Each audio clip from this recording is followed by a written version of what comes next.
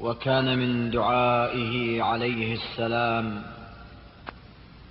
إذا عرضت له مهمة أو نزلت به ملمة وعند الكرب: اللهم صل على محمد وآل محمد. يا من تحل به عقد المكاره،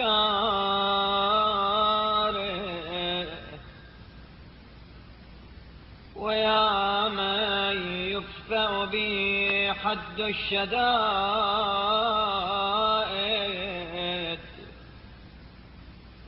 ويا من يلتمس منه المخرج إلى روح الفرج، ذلت لقدرتك الصعاب،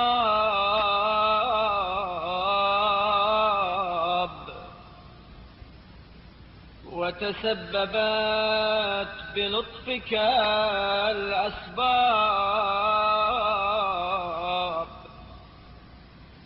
وجرى بقدرتك القضاء،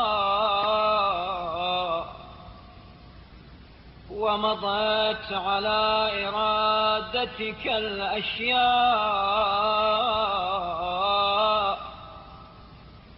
فهي بمشيتك دون قولك مؤتمرة، وبإرادتك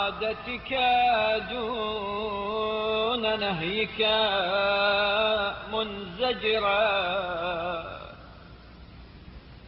أنت المدعو للمهمات،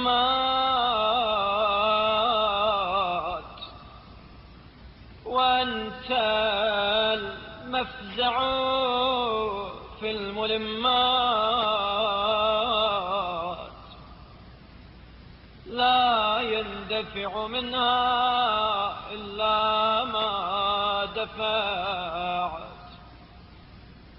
ولا ينكشف منها إلا ما كشف. وقد نزل بي يا ربي ما قد تكأدني ثقله، وألم بي ما قد بهضني حمله، وبقدرتك أوردته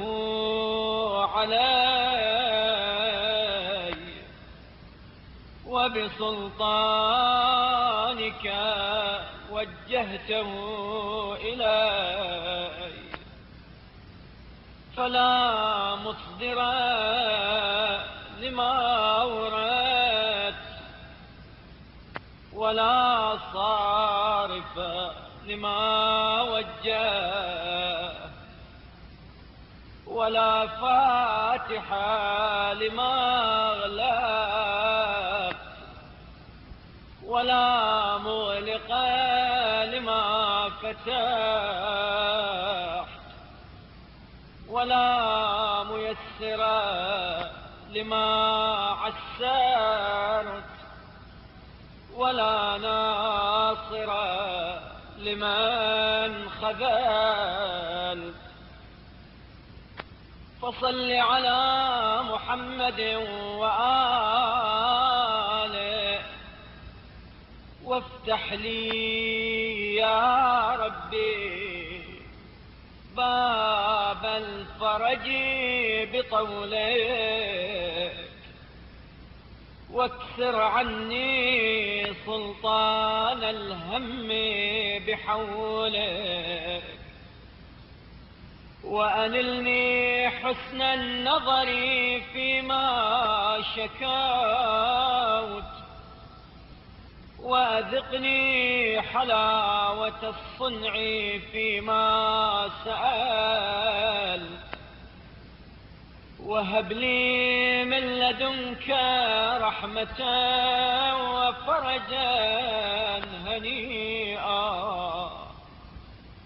واجعل لي من عندك مخرجا وحيا، ولا تشغلني بالاهتمام عن تعاهد فروضك واستعمال سنتك، فقد ضغت لما نزل بي يا رب ذرعا، وامتلأت بحمل ما حدث علي هما، وأنت القادر على كشف ما منيت به ودفع ما وقعت فيه، فافعل بي ذلك، وإن لم أستوجبه منك يا ذا العرش العظيم برحمتك يا